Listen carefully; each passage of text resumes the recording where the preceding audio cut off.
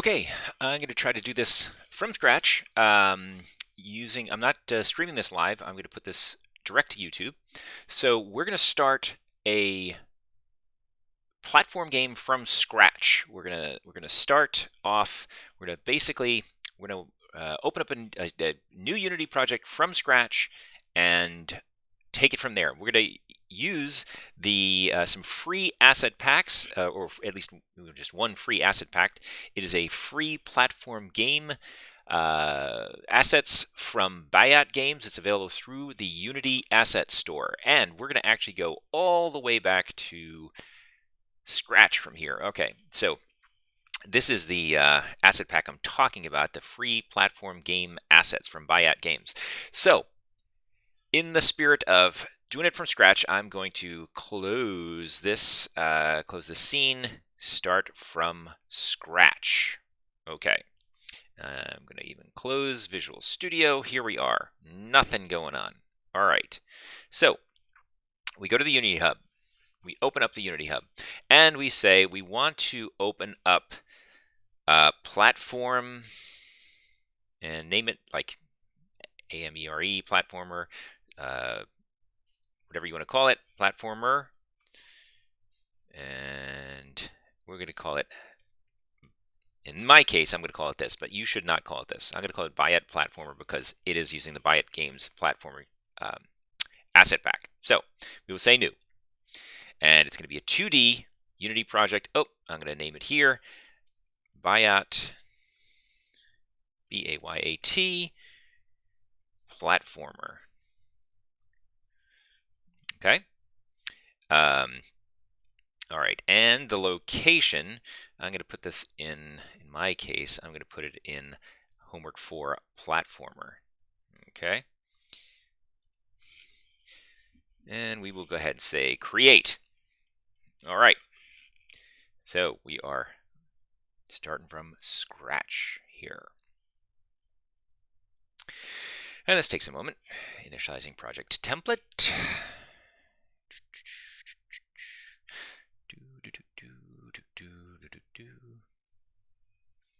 Takes a minute.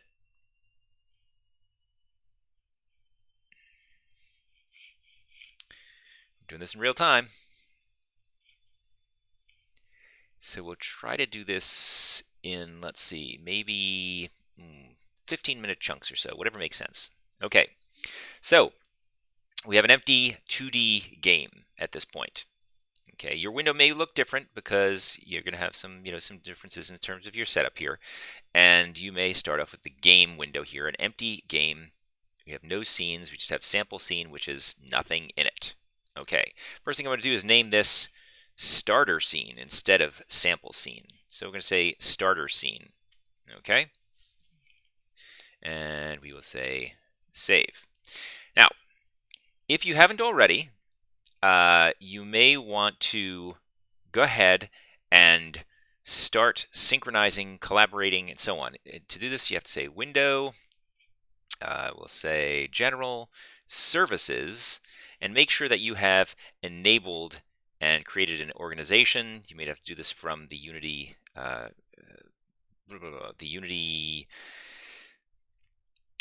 dashboard inside your browser.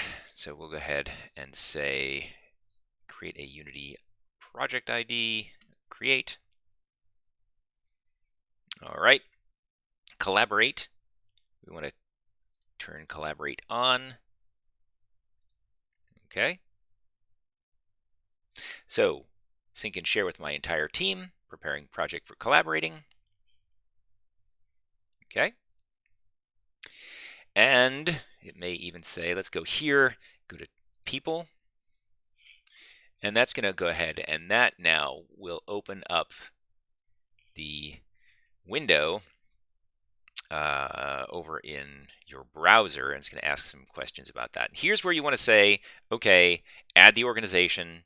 So you could say, you could say all org users. And if I'm already in your organization, then I would be there. Or you can initialize, let's see, we'll say add all org users. You'll see that there are no other members in there. And you can even, for double sake of argument, at rpi.edu. Right? You can say add that. You'll see it says, oh, yeah, already in there. All right. So make sure I am a member of your organization. If you need to, you might want to go into here and manage seats. It's going to do things like, make sure, whoops, well, that's should be there. But here's where you're going to set up your organization, right? You can then go in various parts, manage your organization, manage seats, so on. And if needed, you might want to, let's see, user level access is good. It will set up Unity teams if they're part of the organization, and so on. So we'll leave, edit this organization's permissions. Let's see here. That takes us to the organization screen. Come on. Waiting for Unity.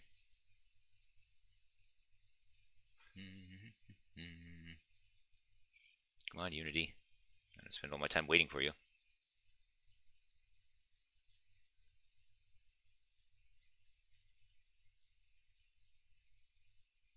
Okay, I'm going to put that to side just for a moment. All right. Oh, page generator. Look at that. Oh, wait. Yeah, something is. All right. So we'll leave that there for now. Okay. We could go ahead and push that up, but we don't have anything in the project yet. So we'll switch back to the inspector. Now, what we're going to do, we know this is a this is going to be a 2D platformer. So we're going to go ahead and you're going to want to have the tile palette. We're going to have the scene. So we're going to start right away with some tile palettes and stuff. All right. So to get the tile palette window, you'd have to go to 2D and say tile palette. See, in my case, it's already open there. Oh, look, it finally came. So here we have the organization details. If I wanted to see who's in my organization, edit, add seats, so on, members and groups, etc., etc. All right, so that's where you'd manage all that from Unity over there. All right, back over in here. So the first thing, asset store. We're going to go to the asset store, and we're going to look for Bayat. Whoops, Bayat Games. There we go. And you'll see they have a save system, and they have this Bayat Games free platform game assets. Okay. You can also search by 2D, say free assets, and so on. I've already bought this one, which is why it's gray here, but we'll go ahead and click on that. You want to purchase it. And in this case, I already downloaded it, and it's going to ask. So I'll say import. So import, you might have to download it and then import it. I'm going to go ahead and import it into my game here. Okay. So it'll collect all the content. Ask me, what do I want to include? Now, at this point, I'm going to say, okay, let's include everything here. All right, just for the sake of simplicity. There's probably going to be stuff that you're going to wind up in here that we're not going to wind up using right away, but we can leave it for you to use later. There's lots of different resolutions, there's lots of different source assets, so on, so on, and so on. So if you want to look at how the art was created, you can go in there later on, this README file, and so on. We're just going to go ahead and import everything. You didn't have to close all that down. Say import. Now it's going to go through. It might take you longer if you're, since I've already downloaded it once. And it will add it to your list of assets. Okay, importing small assets. This is in real time. We're 10 minutes in. How quick can we build a game?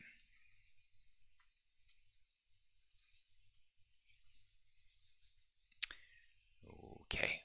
It says different resolutions of the game assets. Everything from, I think, 128 by 128 pixels all the way up to 2K, 2000 by 2000, or maybe even higher resolution than that, which we're not going to use all of, but we're going to go ahead and now and just use it. We'll put it in.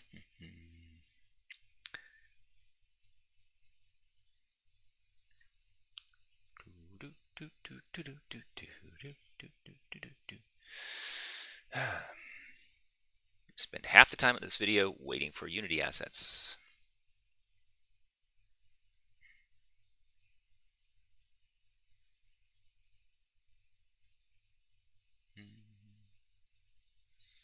has different seasons in the game too, which is kind of nice. It's fall, spring, and summer, I think. I don't know if it has snow.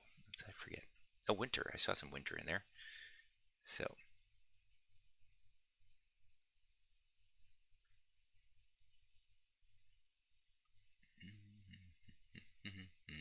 Okay, great. Finally. So we have our game. We have our Buy It Game asset pack. Free platform, so on. So you'll notice we have backgrounds, characters, chests, coin animations, demo, which has just sort of a pre-created version of that. And we'll go back to our scenes here, starter scene. Environments. It's into environments. All the original artwork you'd see there. GUI elements, if you want. Icons and whatnot. Not getting into too many of those. And then, importantly, it has tiles. So there are autumn tiles. We're just going to look at 128 by 128. It has spring tiles, nice green grass. And it has winter tiles, which have snow on them. Okay, so it also has a nice water animation. Let's see here. So if we wanted to have animated water, we could do that. So let's create a little bit of our scene. So we're going to do this.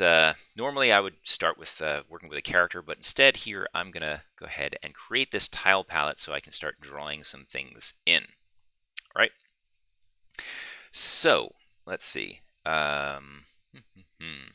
We want to go to tiles, and we're going to use 2D tiles, and we'll start with spring, the 128 by 128 ones. So these have already been divided up into tiles, so I don't have to slice them up. Now, if they hadn't been, if they were just already, just as an image, and they may very well somewhere on here be just an image. Say, oh no, those are environment. Let's see. Well, since they're already sliced up, we will just go ahead and use them. So I'm going to select all of them. And one of the things, since the assets were in 128 by 128, that's how they were created, I'm going to go ahead and say pixels per unit is 128. Okay, that means each one of these, that is 128 by 128, will occupy 1 meter in my game. All right, so we'll say apply, or I could select them all is the smarter thing to do. Oops. And say 128 and say apply.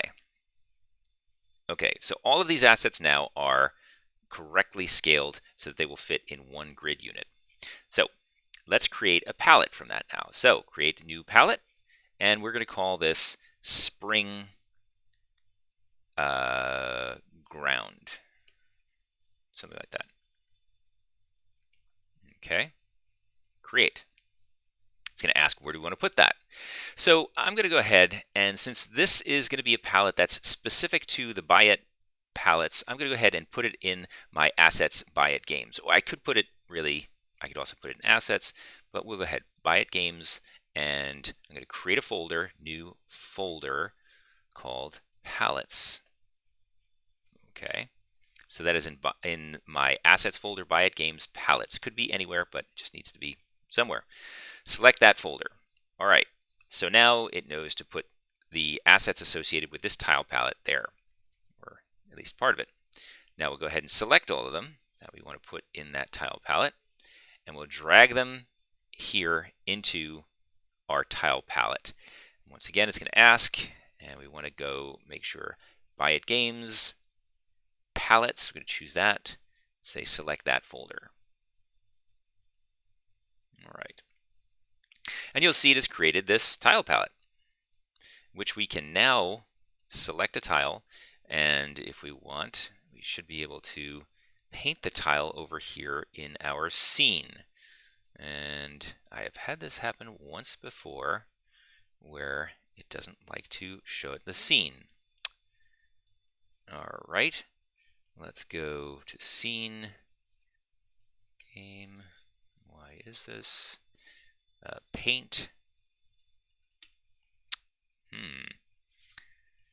All right, why does it do that? I'm gonna go, let's see, scenes, starter scene.